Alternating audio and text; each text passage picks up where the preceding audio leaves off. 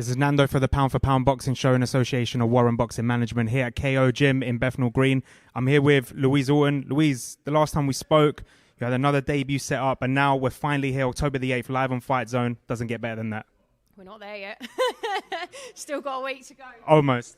Almost there. Yeah, it doesn't get better than that. And it's good that this one's on Fightzone TV as well. So those that can't be there in person, they can tune in, watch it live. But yeah, no, not long to go now, just over a week. Brilliant.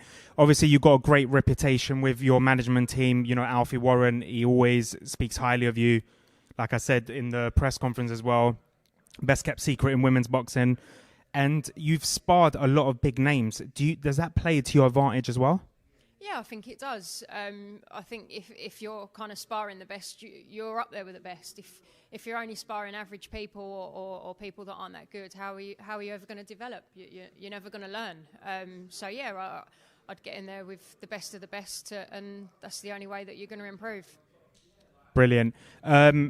Are you the type that, and this is why I'm asking this, are you the type that studies her opponents before you fight them? Because obviously it's been a last minute change on your opponent. How do you adapt to that? Obviously I think you're silly if you don't study them, because you need to kind of know roughly what you're expecting. But I think at the same time you need to have the ability to adapt, and just because someone boxes a particular way in fights that you've watched doesn't mean they're going to box that way on the night. So yeah, it's good to have a bit of background information on them, but at the same time you need to be able to adapt to whatever's in front of you. And at the same time, they should be reacting to me. So why should I change my game plan to suit them? They should be the ones changing to suit me. So yeah. Are you looking to make a statement that night? I know it's always good on your debut to get the rounds in as well, but are you looking to put a statement in that super featherweight division? Yeah, 100%. I think you're wrong if you go out there with the mindset to think, oh, I'm going to stop them in this round, that round, or whatever. I think because sometimes when you go looking for the stoppage, it can go wrong.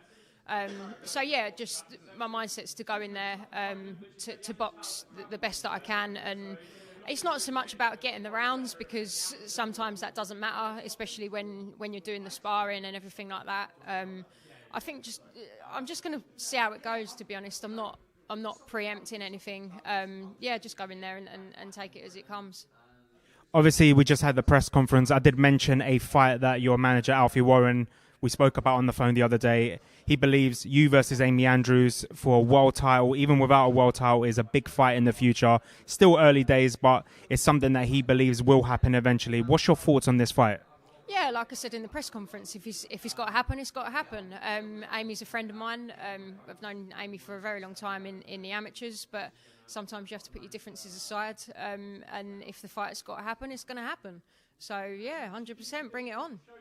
Brilliant. We know that the women's division, it moves really fast. You know, some fighters, after 3 fights, they get a world title shot. We've got one person that I mentioned off camera. She's going to be fighting for the WBC silver title. Pink Tyson, Kalia, can't remember the surname. But what's your thoughts on this? If she wins this belt, would you welcome a fight with her for that belt?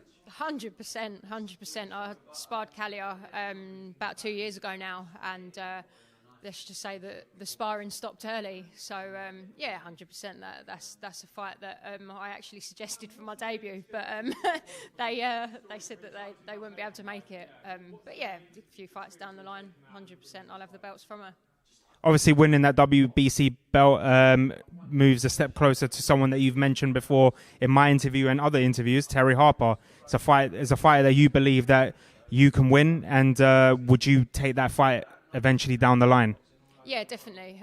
Terri Harper's obviously the number 1 at my weight, and to be the best at my weight, you've got to beat the number 1 at my weight. So yeah, definitely that I'll bring that fight on. Whenever it comes, I'll be ready. Brilliant. Just before I let you go, do you have a message for your fans that will be travelling down at your call October the 8th? For everyone that's coming, I can't thank you enough for the support, like my friends, my family. It just makes it possible, because without that and without their support, I wouldn't be able to do what I do. So I just appreciate everyone kind of giving back, and sometimes it's not something that other people are interested in. So it is difficult to kind of encourage people to come. The same as if someone said to me, I'm competing in a tap dance competition this weekend, do you want to come? It's kind of like, not really what I'm interested in. So I just appreciate that people are making that effort, even if it's something that they're not interested in. But to me, it's everything, and it's what I live for. So yeah. Brilliant. And just a small little message for the super featherweight division. I'm coming for you. Louise Orton, thank you so much.